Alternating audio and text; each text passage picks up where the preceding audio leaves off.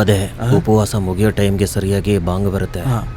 ಆಗ ಆ ಬುಟ್ಟಿಲಿ ತುಂಬಿಸಿರೋ ಹಣ್ಣುಗಳಿದೆಯಲ್ಲ ಅವೆಲ್ಲ ಫ್ರೀನೇ, ನಾವು ತಿನ್ಬೋದು. ಅಯ್ಯೋ, ಹಾಗೆ ಮಾಡೋದು ತಪ್ಪಲ್ವಾ? ತಪ್ಪು.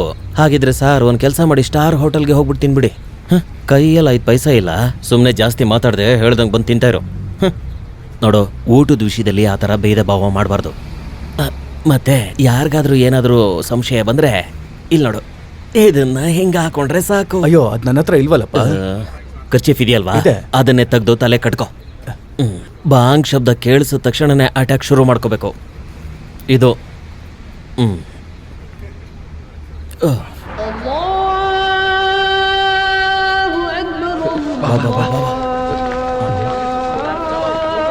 ಸ್ವಲ್ಪ ಸೈಡ್ ಬನ್ನಿ.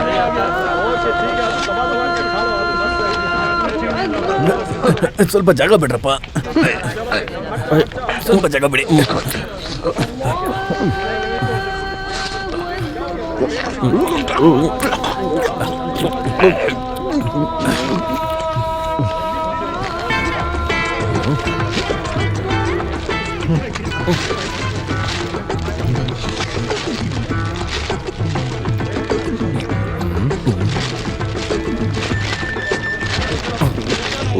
ದೇವ್ರು ಇನ್ನೊಂದು ಕೈ ಕೊಟ್ಟಿದ್ರೆ.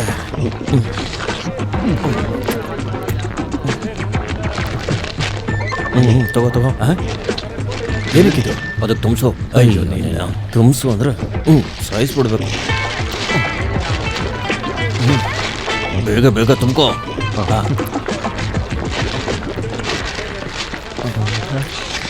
ಬೇಗ ಬೇಗ ತುಂಬಿಸು. ಕವರ್ ತಗೊಬಂದಿದ್ದು ಸಾಕಾಗ್ಲಿಲ್ಲ, ನಾಳೆಯಿಂದ ಚೀಲನೆ ತಗೊಬರ್ಬೇಕು.